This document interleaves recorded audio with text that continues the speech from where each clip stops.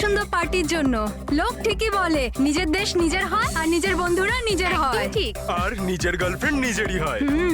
I love you so much. I love you too. আচ্ছা প্রীতি, মানতে হবে আজকাল এমন রোমান্স কিন্তু দেখাই যায় না। গাইস, আমি কিছু ড্রিঙ্ক নিয়ে আসছি। ওকে। Hey, can I get you a drink? I mean, কি খাবেন আপনি? কেন? তুমি waiter? By the way, I'm Saurabh. আর আপনি?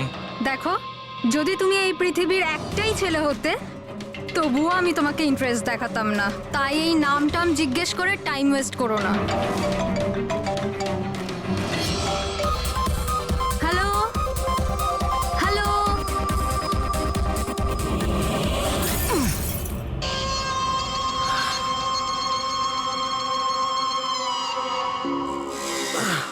হ্যালো হ্যালো, শুনতে পাচ্ছি না, জোরে বল। আরে কিচ্ছু শুনতে পাচ্ছি না। আরে এখানে নেটওয়ার্কও নেই। হ্যালো হ্যালো,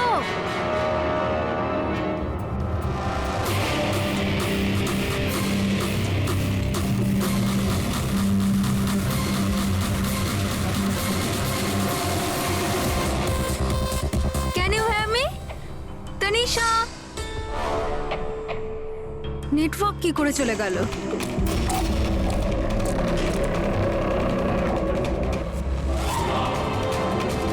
ফোন কেন লাগছে না?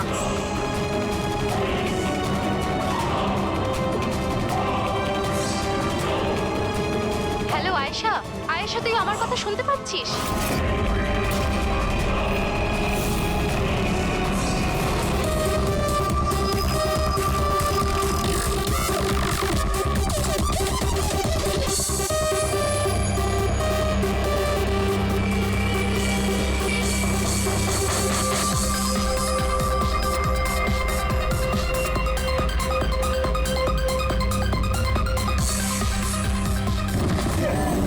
আরে কি হলো?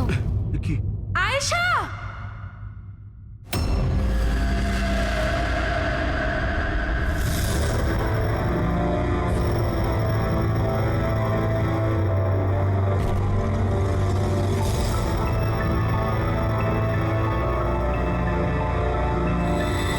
কি করে হলো এগুলো? হ্যাঁ, জানি না স্যার এসব কি করে হলো। ও কল অ্যাটেন্ড করার জন্য বাইরে গেছে, আর যখন ফিরলো তখন তুমি ছাড়া আর কে কে বন্ধু আছে আয়েশার এখানে? স্যার এ হলো প্রীতি, আর এ হলো বিশাল স্যার, আয়েশার বয়ফ্রেন্ড। দেখে তো মনে হচ্ছে আয়েশার কারোর সঙ্গে হাতাহাতি হয়নি। ও ফোন রিসিভ করার জন্য বাইরে গেছিল আর ওখানে খুনি আগে থেকে ওর জন্য ওয়েট করছিল। তার মানে স্যার খুনি এসব প্ল্যান করে করেছে? না পঙ্কজ, এটা তো প্ল্যান মার্ডার মনে হচ্ছে না। যদি প্ল্যান মার্ডারই হতো তাহলে ও অন্য কোনো হাতিয়ার ইউজ করতো, কাঁচের ইউজ করতো না। তার মানে হঠাৎ কেউ একজন হয়তো খুব রেগে যায় আয়েশার উপর আর তারপর মেরে দেয়। মনে হচ্ছে তো এরকমই ফ্রেডি। আয়েশার এখানে কারোর সঙ্গে ঝগড়া টগড়া হয়েছিল? কোনো তর্ক বিতর্ক? হ্যাঁ, এরকম চুপ করে থাকলে কিন্তু কাজ হবে না। এই যে সিসিটিভি ক্যামেরা আছে, দেখলে সবই আমরা জানতে পারবো। সরি স্যার, সিসিটিভি ক্যামেরা কাজ করছে না। হোয়াট? সিসিটিভি কাজ করছে না?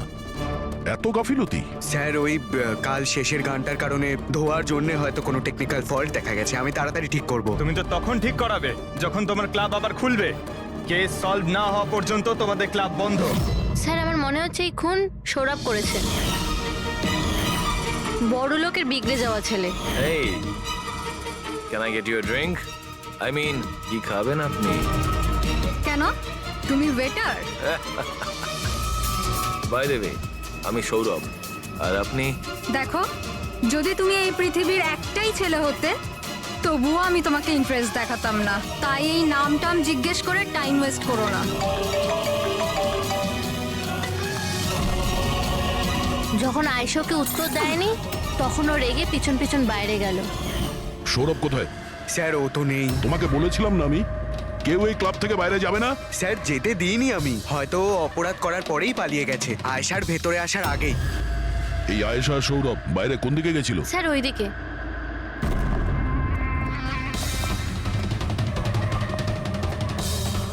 স্যার রক্তের দাগ। তাহলে এখান থেকে আয়েশা ভেতরে গেছিল। আগে দেখি। স্যার দেখুন এখানেও রক্তের দাগ। পঙ্কজ, ও নো, এত রক্ত! আর এই কাঁচের টুকরো, মনে হচ্ছে আয়েশার উপর হামলা এখানেই হয়েছে। Sir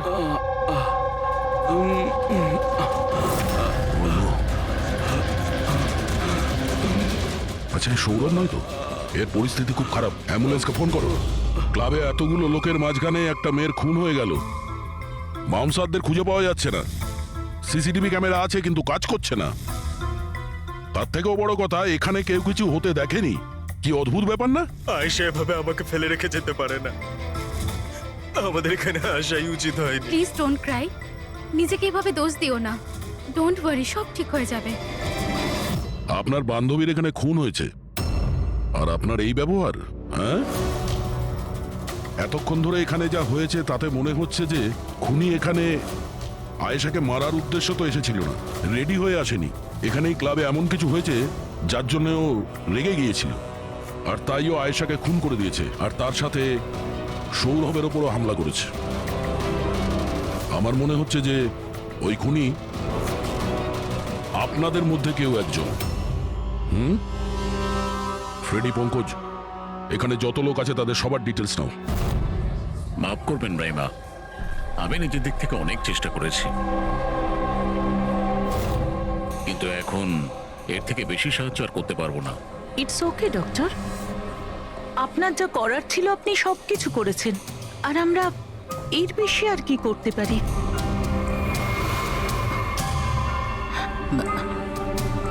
what happen doctor? আপনি ঠিক আছেন তো? হ্যাঁ, আমি ঠিক আছি। আমার একটা অস্বস্তি হচ্ছে। Excuse me. কোথায় যাচ্ছেন আপনি? আমি ওয়াশরুম থেকে আসছি। তানিশা, আয়েশার মৃত্যুর আগে তোমার সাথে ওর ফোনে কথা হয়েছিল, তাই না?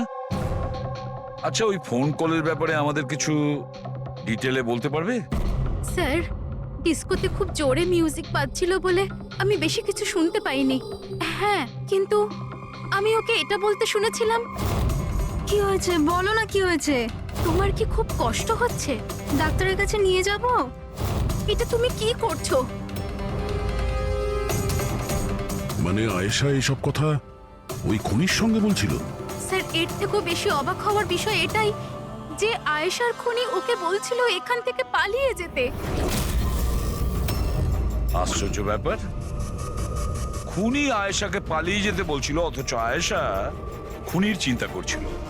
আচ্ছা, তুমি একটা কথা বলো তো, তুমি ওই ভয়েসটা চিনতে পারবে যার সাথে আয়েশা কথা বলছিল? না স্যার। স্যার কিন্তু খুনি যখন আয়েশার ব্যাপারে এত চিন্তা করছে তাহলে ওকে মারলই বা কেন? সেটাই তো, খুনি ভিকটিমের চিন্তা করছিল আর ভিকটিম খুনির চিন্তা করছিল।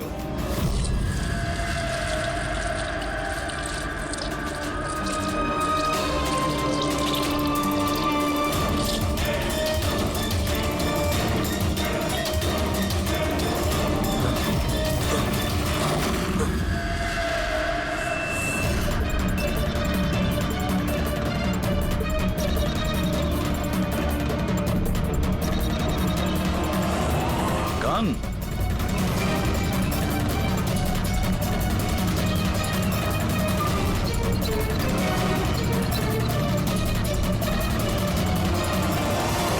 স্যার, ওর যেখানে গুলি লেগেছে সেটা ছাড়া ওর শরীরে আর কোথাও আঘাতের চিহ্ন নেই। মনে হচ্ছে খুনি হঠাৎ এখানে এসে ওর উপরে গুলি চালিয়ে দিয়েছে। এরকম হতেই পারে। এই দেখো, এখানেও রক্ত। একটা কথা বুঝতে পারছি না স্যার, খুনি গানটা এখানে ফেলে রেখে গেল কেন? ও তো নিজের সঙ্গে গানটাকে নিয়েও যেতে পারত। সেটাই তো আশ্চর্য ব্যাপার যে খুনি এই গানটা এখানে এই ক্রাইম স্পটে কেন রেখে গেছে।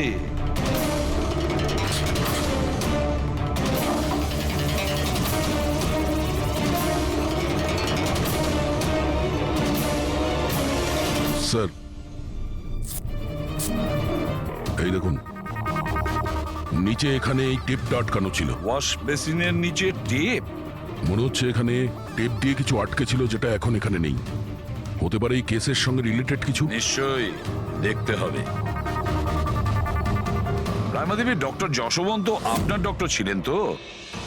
আপনারা এখানে এই টেবিলেই বসেছিলেন? হ্যাঁ, আসলে উনি আমার অসুখের কথা বলতেই আমার সাথে দেখা করতে এখানে এসেছিলেন। খুব ভালো মানুষ ছিলেন উনি। আজ যখন আপনি ওর সঙ্গে কথা বলছিলেন, আপনার কি মনে হয়েছিল যে কোনো ব্যাপার নিয়ে ও একটু ডিস্টার্ব ছিল? ডিস্টার্ব তো নয়, কিন্তু হ্যাঁ, হঠাৎ করে ওনার শরীর খারাপ হয়ে গিয়েছিল আর উনি এক্সকিউজ মি বলে ওয়াশরুমে চলে গিয়েছিলেন। আমি তো ভাবতেই পারিনি যে এরকম একটা ঘটনা ঘটবে। স্যার, হ্যাঁ, এ হলো এই কফি শপটার ম্যানেজার। এখানকারও সিসিটিভি ক্যামেরাগুলো কাজ করছে না। স্যার, 2 ঘন্টা আগেও তো কাজ করছিল, কিন্তু হঠাৎ করে টেকনিক্যাল প্রবলেম হয়ে যায়, সেই জন্য ইঞ্জিনিয়ারকে ডেকেছি আমরা।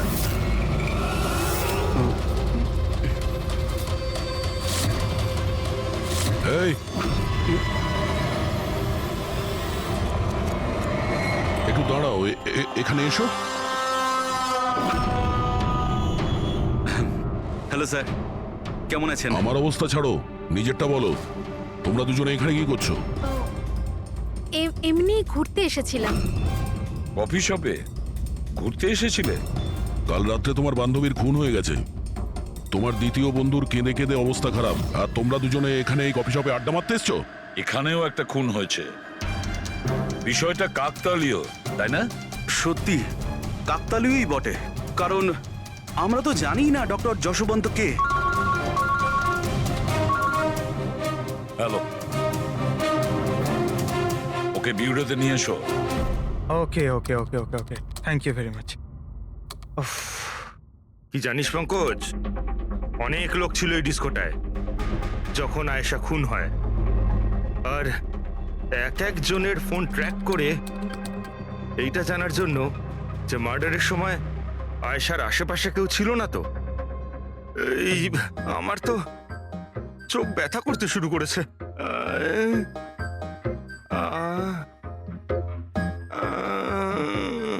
আরে স্যালাডগুলো চোখে লাগানো বন্ধ করুন ফ্রেডি স্যার, আরো কত লোকের নাম্বার ট্রাই করতে হবে, কাজ করুন। ভগবান। সৌরভ, এখন তোমার শরীর কেমন? শরীরের আঘাত না হয় আজ নয় কাল ঠিক হয়েই যাবে স্যার, কিন্তু যা আমি ওই দিন দেখলাম সেটা হয়তো সারা জীবন কোনোদিনও ভুলতে পারবো না আমি। না আমি ওই পাবে যেতাম, আর না আমি আয়েশার চিৎকার শুনতে পেতাম। কিন্তু আয়েশার পিছন পিছন তো তুমি গিয়েছিলে, ও তোমার সঙ্গে ভালো করে কথা বলেনি সেই জন্য।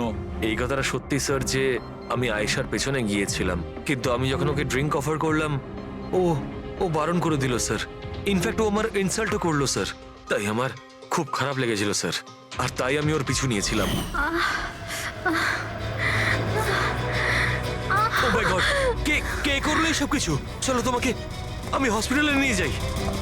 এই এই দাঁড়াও, আরে দাঁড়াও। আর তারপরে? স্যার আমার এখনো মনে আছে যখন আমি ওর রিস্টটা ধরেছিলাম স্যার, সেটা একেবারে নর্মাল ছিল না, ওটা নর্মাল মানুষদের রিস্ট ছিলই না। আমার খুব অদ্ভুত ফিল হয়েছিল স্যার।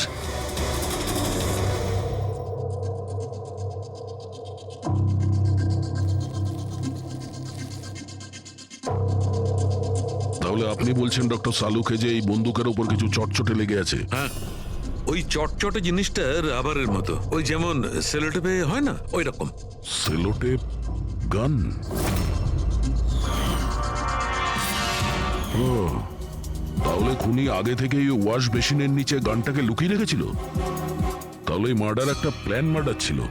হ্যাঁ, কিন্তু এই বন্দুকটা যেটা দিয়ে ভিকটিমকে খুন করা হয়েছে, আর এই কাঁচ যেটা দিয়ে আয়েশাকে খুন করা হয়েছে, এই দুটোতেই কোনো ফিঙ্গারপ্রিন্টস পাওয়া যায়নি।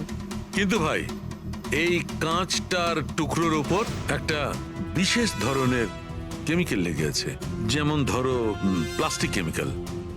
এখন কেন লাগানো ছিল, কি লাগানো ছিল সেটা জানতে হবে, কিন্তু এই দুটো কেমিক্যালই এই বন্দুকটাতেও লেগে আছে, দুটোতেই। ডক্টর সালুকে আপনি তো বলছিলেন এই গানের মধ্যে ওই সেলোটেপের গাম লেগেছিল। সেটা তো ছিলই, তাছাড়া কেমিক্যালও আছে। ওটা ছাড়া এই কেমিক্যালও আছে। তার মানে এই দুটো মার্ডার, এদের দুটোর মধ্যে কোনো কানেকশন আছে?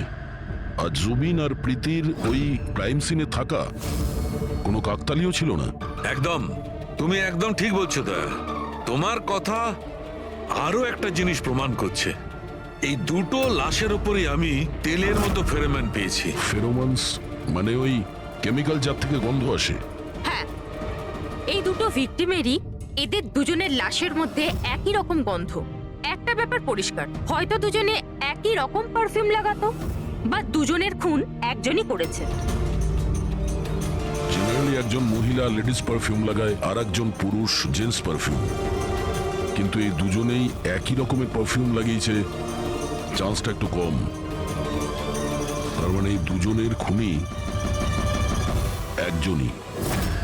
আয়েশার মৃত্যুর ব্যাপারে দুটো কথা জানা গেছে। এক, ওর বন্ধু তানিশা বলেছে, আর দ্বিতীয়টা সৌরভ বলেছে। তানিশার কথা অনুযায়ী যে খুনি আয়েশাকে ওই পাপ থেকে পালিয়ে যেতে বলেছিল। পৃথিবীতে এমন কোন খুনি আছে সে যাকে খুন করতে গেছে তাকেই সে বলছে যে তুমি এখান থেকে পালিয়ে যাও? তাহলে খুন করতে গিয়েছিল কেন? না না না না না না, গোলমাল আছে, নিশ্চয়ই কোনো গোলমাল আছে। আর স্যার ওই দ্বিতীয় কথা কোনটা? আর একটা কথা সৌরভ বলেছে। সৌরভ বলেছে যে খুনির কবজি কেমন যেন অদ্ভুত ছিল, সাধারণ মানুষের মতন ছিল না ওর কবজি। হয়তো কবজিতে রিস্ট ওয়াচ কিংবা ব্রেসলেট ছিল। ফেডরিক, বুদ্ধিটাকে একটু কাজে লাগাও, বুঝেছো? স্যার, হ্যাঁ, স্যার দুটো ক্রাইম সিনেই একটা নম্বর কমন। সেটা কার? আয়েশার বয়ফ্রেন্ড বিশালের স্যার। বিশাল? বিশাল? এই বিশালকে তো কফি শপে দেখাই যায়নি। তাহলে কফি শপে গেল কখন?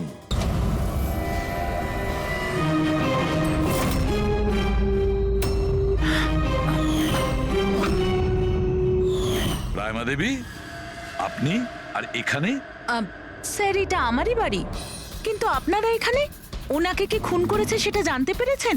রাইমা, এরা কারা? CID officers. আপনারা প্লিজ ভেতরে আসুন, প্লিজ কাম। সিআইডি?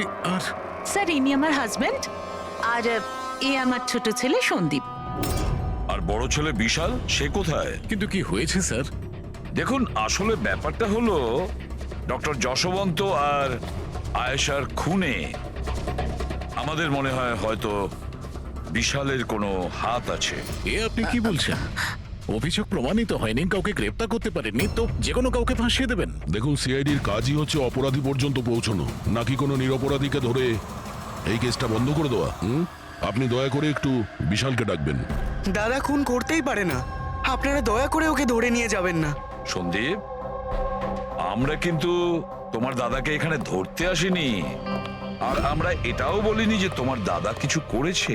আমরা তো তোমার দাদাকে কিছু প্রশ্ন করব, ব্যাস। আপনারা আমাকে সন্দেহ করছেন? এক মিনিট বিশাল, তুমি ভেতরে যাও। আমি এই সিআইডির লোকেদের তোমায় বিরক্ত করতে দেবো না। দেখুন, সিআইডির কাজে বাধা দেওয়াও কিন্তু একটা অপরাধ, তাই প্লিজ আমাদের নিজেদের কাজ করতে দিন। বিশাল,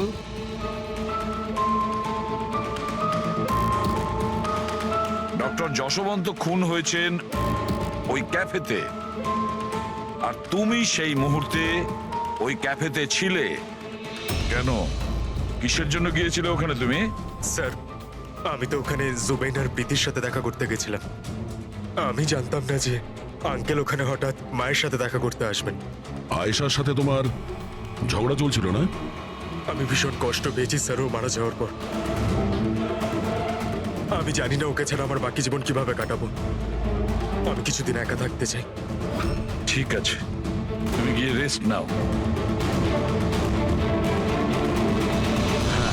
এরপরে কিন্তু দেরি করা যাবে না। আরে, আপনারা আবার এখানেও? মাঝে মাঝে নিজের বাড়িতে যান নাকি? সবসময় বিশালের আশেপাশে ঘোরাফেরা করছেন? না স্যার, এমন কোনো কথা নয়। অ্যাকচুয়ালি ও খুব হতাশ হয়ে থাকে, ভাবলাম ওর সাথে থাকলে ভালো হয়। খুব গভীর বন্ধুত্ব, হ্যাঁ? জুবিন, প্রীতি, বিশাল, কড়া নজর রাখতে হবে এই তিনজনের ওপর।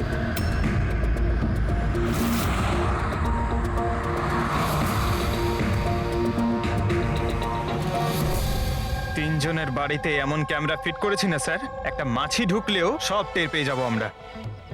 তুই যাই বলিস, কাজের লোক, দুধওয়ালা আর সবজিওয়ালা এদের মাধ্যমে গোপন ক্যামেরা বসাবার আইডিয়াটা কিন্তু দারুণ ছিল। ভালো ছিল না? কিন্তু আমার ছিল না, দয়া স্যার ছিল। আচ্ছা, হ্যাঁ, আর উনি আমাদেরকে এখানে বসিয়ে দিয়েছেন যাতে আমরা এখানকার সিসিটিভি ফুটেজ চেক করতে পারি।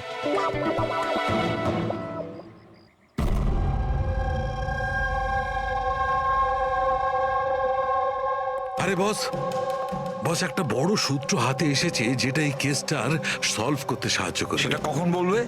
আরে বলছি তো। আরে তাহলে বলো তাড়াতাড়ি। আরে ভাই, নিঃশ্বাস তো নিতে দাও।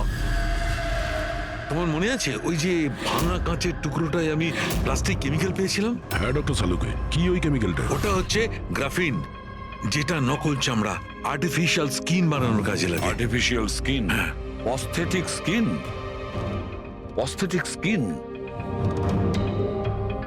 অস্থেটিক। দয়া, মনে আছে সৌরভ কি বলেছিল? যে খুনির হাতের ওপর ও অদ্ভুত কিছু দেখেছিল। Aesthetic skin, aesthetic arm. তাহলে কি এই খুন কোনো রোবটের মাধ্যমে হয়েছে? মানে খুনির ওইভাবে সাহায্য চাওয়া এটা তো নয় যে এই খুনটা আনইনটেনশনালি হয়েছে, না চাইতে? না দয়া, অনিচ্ছাকৃত খুন এভাবে হতে পারে না। আর রইল কথা রোবোটিক আর্মের। এই রোবোটিক আর্ম তো কারোর কথা মতোই চলতে পারে, তাই না? আচ্ছা সালুখে, এমন কোন লোক আছে যে এই রোবোটিক আর্ম বলো, অস্থেটিক আর্ম বলো বা রোবোটিক আর্ম বলো, এই সব কিছুর ব্যাপারে খুব ভালো রকম দখল আছে? হ্যাঁ আছে তো, ডক্টর জাসমিন। তাহলে দেখা করা যাক ওই ডক্টরের সঙ্গে।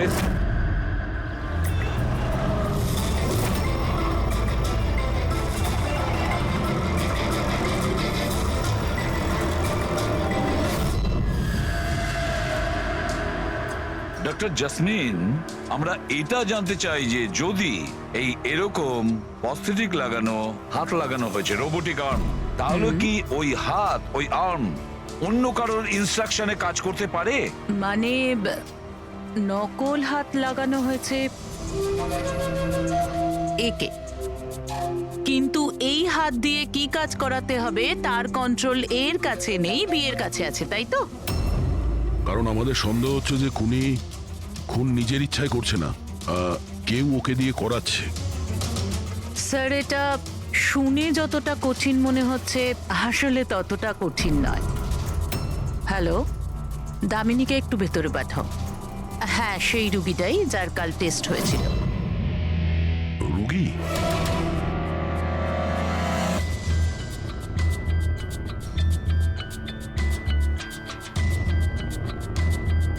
স্যার, দামিনীর ডান হাতটা ফ্যাক্টরিতে কাজ করার সময় মেশিনে কাটা পড়েছিল।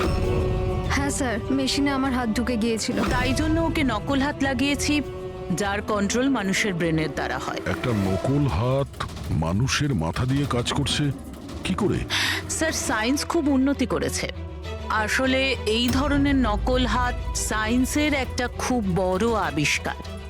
এটাতে এক ধরনের চিপ আছে, মানে সফটওয়্যার, যেটা ব্রেনের দ্বারা কন্ট্রোল করা হচ্ছে। মানে মানুষের ওঠা বসা যেমন ভাবে আসল হাত পা নাড়ানো যায়, সেইভাবেই এই নকল হাত পা নাড়ানো হয়, যেটা ব্রেন কন্ট্রোল করে। গ্রেট, বিজ্ঞান সত্যি অনেকটা এগিয়ে গেছে। সত্যি রোবোটিক আর্ম।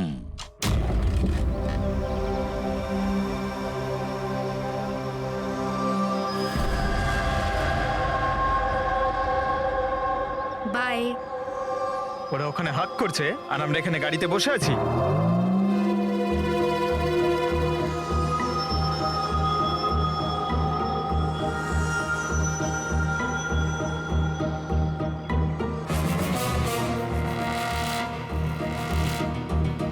ফ্রেডি স্যার, এই বিশাল তো প্রীতির বাড়িতে যাচ্ছে।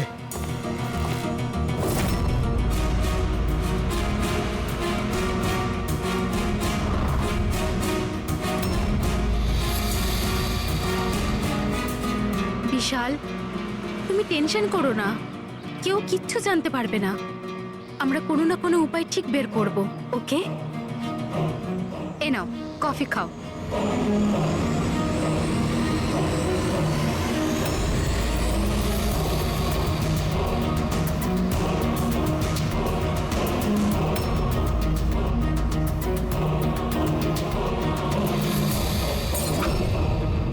বিশাল, প্রীতি, আরে ওকে। প্রীতি পালাও।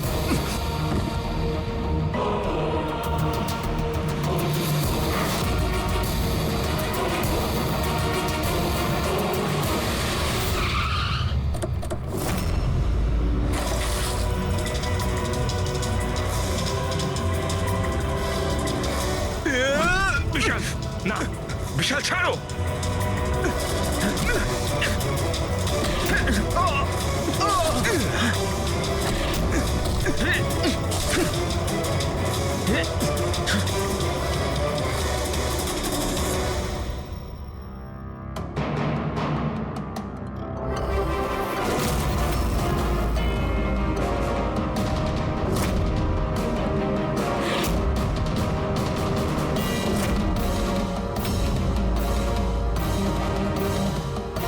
আমি স্বীকার করছি, আয়েশা আর ডক্টর আঙ্কেলকে খুন আমি করেছি স্যার।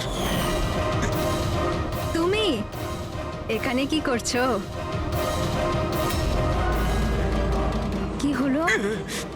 কি হচ্ছে এটা? আমি বুঝতে পারছি না কি হচ্ছে আমার হাতে। কিছু প্রবলেম? কি হচ্ছে বলছো না কেন কিছু? ডাক্তারের কাছে নিয়ে যাব? এটা কি করছো? এটা কি করছো? আয়েশা পালাও এখান থেকে, পালাও! আমি বলছি তোমাকে পালাও, আয়েশা!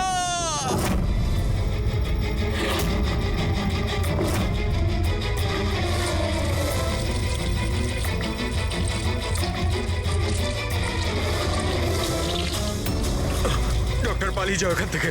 কি করছো এগুলো? আমি কি করবো স্যার? আমার নিজের হাতের উপরে কোনো কন্ট্রোল নেই। কি তোমার হাত তোমার কন্ট্রোলে থাকে না? এর মানেটা কি? জানি না, হঠাৎ করে মাঝে মাঝে কি হয়ে যায়। সেই কারণে তুমি আয়েশাকে ওখান থেকে চলে যেতে বলেছিলে? হ্যাঁ স্যার, আমি আয়েশাকে ওখান থেকে পালাতে বলেছিলাম। আয়েশা পালাও এখান থেকে, পালাও! আর আমি অনেকবার চেষ্টা করেছিলাম যাতে আমি ডক্টর আঙ্কেলের কোনো ক্ষতি না করি। ডক্টর, পালাও এখান থেকে তুমি। একটা কথা বলো, কেন গিয়েছিলে তুমি ওই ক্যাফেতে? আমি ওখানে ডক্টর আঙ্কেলের কাছে আমার হাত ঠিক করাতে গেছিলাম, আর জুবেইন, প্রীতি আমাকে সাহায্য করছিল, কারণ আমি আমার বাড়িতে বলতে পারতাম না যে আয়েশাকে আমি নিজের হাতে খুন করে দিয়েছি স্যার। আমি জানি স্যার, আমার কথায় বিশ্বাস করাটা খুবই কঠিন, কিন্তু সত্যি এটাই, খুন আমি নয়, বরং আমার হাত করেছে। ডক্টর জাসমিন, বিশাল যা যা বলছে সেটা সত্যি? আমি বলতে চাইছি যে এটা কি সম্ভব যে একটা রোবোটিক আর্ম নিজে থেকেই ডেভেলপ করে আর সেই কারণেই তার মনে হয়েছে যে খুন করা যেতে পারে? চান্সেস কম স্যার, কিন্তু হ্যাঁ, হাতের ভেতরে লাগানো এই চিপকে কেউ যদি হ্যাক করে তাহলে হতে পারে। কি? প্রস্থেটিক হাতে লাগানো সফটওয়্যার হ্যাক করা যায়? হ্যাঁ দাদা, হ্যাক হতেই পারে, এটা পসিবল। যখন হ্যাকার এই নকল হাতের চিপ হ্যাক করে, তখন এই নকল হাতটা তার ব্রেন দ্বারা কন্ট্রোল হয় না যার শরীরে এটা লাগানো আছে, বরং এই নকল হাতটা কন্ট্রোল হয় হ্যাকারের ব্রেন দ্বারা। তার মানে কেউ একজন বিশালের এই রোবোটিক আর্মের সফটওয়্যারটা হ্যাক করেছিল আর তারপরে ওকে দিয়ে খুন করায়। স্যার, এর থেকে ভালো তো আমি এক হাতেই আমার সারাটা জীবন কাটিয়ে দিই। যে হাতটা অন্যদের জীবন কেড়ে নিচ্ছে, এরকম হাত আমার চাই না স্যার। বিশাল, একটা কথা বলো, তোমার এই হাত তোমাকে বলছে যে সেই কাউকে মারতে চায়, তখন তুমি কি ভাবো? তখন তোমার মনের অবস্থা কি হয়? কি চলে তোমার মাথার ভেতরে? স্যার, 2-3 মিনিট সময় লাগে। আমি পুরোপুরি ভাবে চেষ্টা করি আমার হাতকে কন্ট্রোলে আনার, কিন্তু 2 মিনিট পর আমার হাতই জিতে যায় স্যার।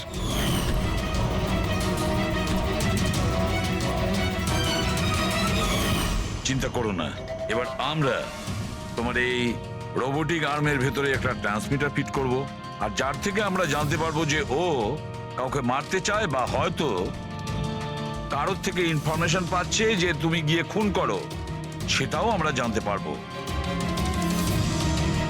আচ্ছা বিশাল, একটা কথা বলো, তোমার আসল হাত হারালে কি করে? স্যার আমি গত বছর ঘুরতে যাচ্ছিলাম, সেখানে একটা রোড অ্যাক্সিডেন্ট হয়। ব্যাস। জীবনে আমাদের অনেকবার পরীক্ষা দিতে হয়। স্যার আমার পরীক্ষা তো শেষ হওয়ার নামই নিচ্ছে না। যখন নকল হাত নিয়ে সারাটা জীবন কাটাবো ভেবে নিলাম, তখন এই হাতটাই আমার জীবন শেষ করে দিচ্ছে স্যার। বিশাল, আমরা তোমাকে কথা দিচ্ছি, না তো তোমার একটা হাত দিয়ে জীবন কাটাতে হবে, আর না তো ওই আসল অপরাধী স্বাধীনভাবে ঘুরতে পারবে।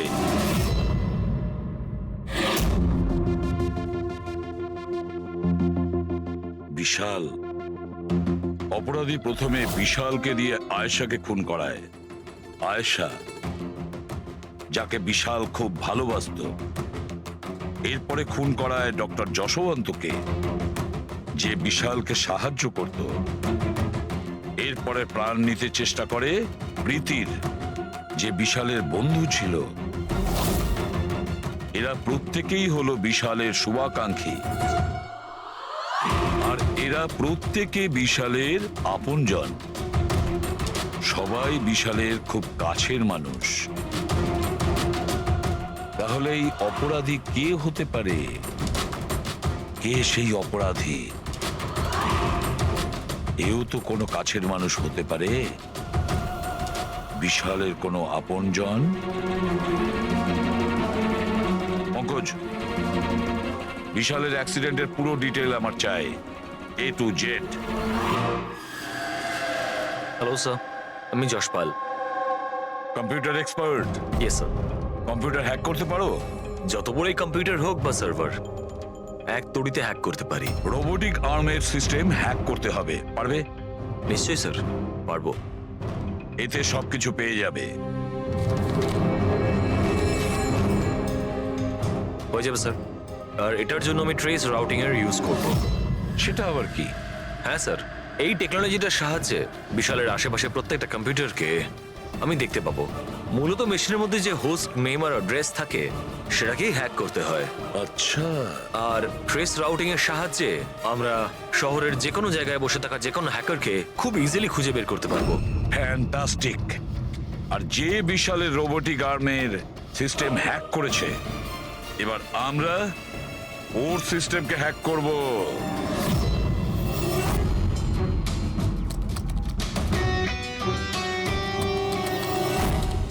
এই দেখুন স্যার, এই সময় বিশালের আশেপাশে এই সব কটা কম্পিউটার অ্যাক্টিভ রয়েছে, আর এর মধ্যে হয়তো কোনো একটাই ওই হ্যাকারের। শুধু একবার জানতে পেরে যাই ওই কম্পিউটারটা কোনটা, তাহলেই কাজটা সহজ হয়ে যাবে। যশপাল, তাড়াতাড়ি করো, আমাদের হাতে সময় কম। বিশাল আজকে আমাকে বাড়িতে কেন ডাকলো? আঙ্কেল আন্টিও নেই, জানি না কি ব্যাপার।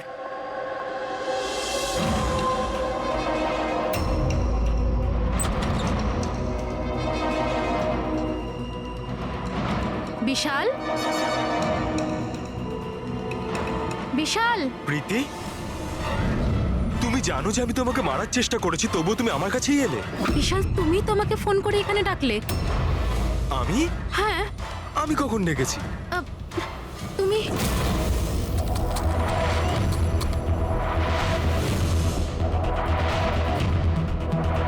নো!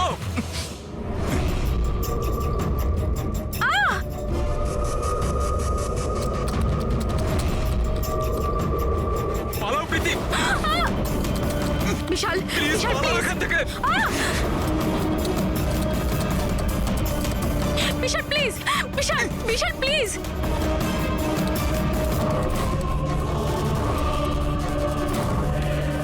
ইয়েস স্যার, ওই হ্যাকারের লোকেশন পেয়ে গেছি।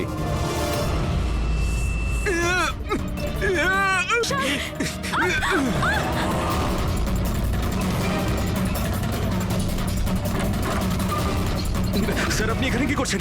বিশাল প্লিজ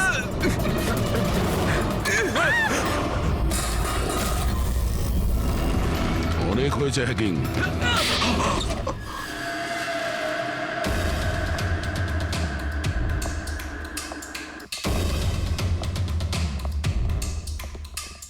আবার এসে গেলেন আপনারা। এবার এটা যেন বলবেন না যে ওকে আপনারা ধরতে এসেছেন। আগে না, আমরা বিশালকে ধরতে আসিনি, খুনিকে ধরতে এসেছি, যে এই মুহূর্তে এখানে উপস্থিত। খুনি এখানে? কি বলছেন আপনি?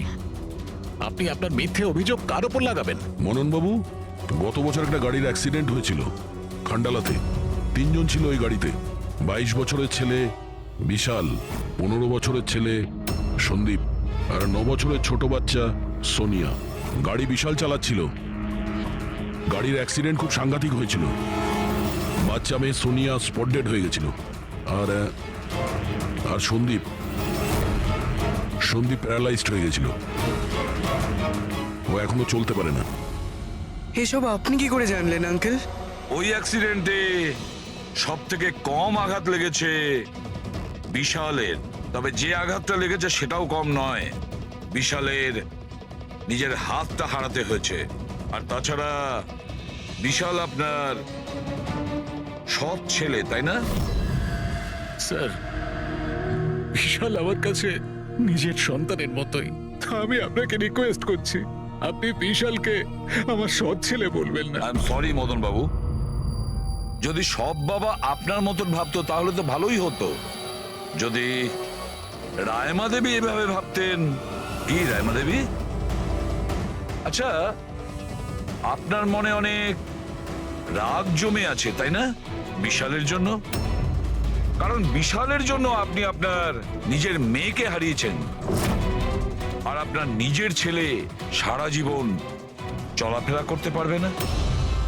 আপনি কি বলতে চাইছেন? আমরা কি বলতে চাইছি ওটা এক্ষুনি জেনে যাবেন। পঙ্কজ,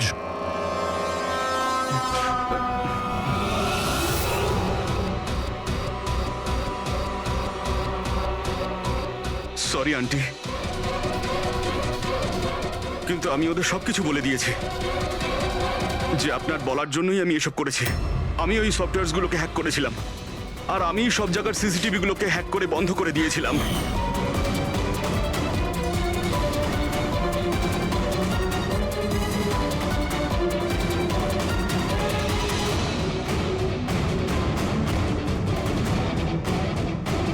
বিশালের থেকে প্রতিশোধ নেওয়ার জন্য আমি ওর গার্লফ্রেন্ডকে মেরেছিলাম। তারপরে ওই ডক্টরকে, যে বিশালকে হেল্প করত, তারপর প্রীতির উপরে আক্রমণ। এসব করার জন্য আন্টি আমাকে অনেকগুলো টাকা দিয়েছিলেন। তুমি যে এতটা নিচে নেমে যাবে আমি ভাবতেও পারিনি। ঠিক আছে, সত্যিটা যখন আপনাদের সামনে এসেই গেছে, তখন আমি আপনাদের সবাইকে এটাও বলছি যে আমি তোমাকে মারার পর ওকেও মারতে চেয়েছিলাম। কারণ যেভাবে আমার আপনজনেরা কষ্ট পেয়েছে, আমিও চেয়েছিলাম বিশাল সেই কষ্টই পাক, ততটা যন্ত্রণা ওরও হোক। ওটা অ্যাক্সিডেন্ট ছিল, একটা ভুল। ভুল?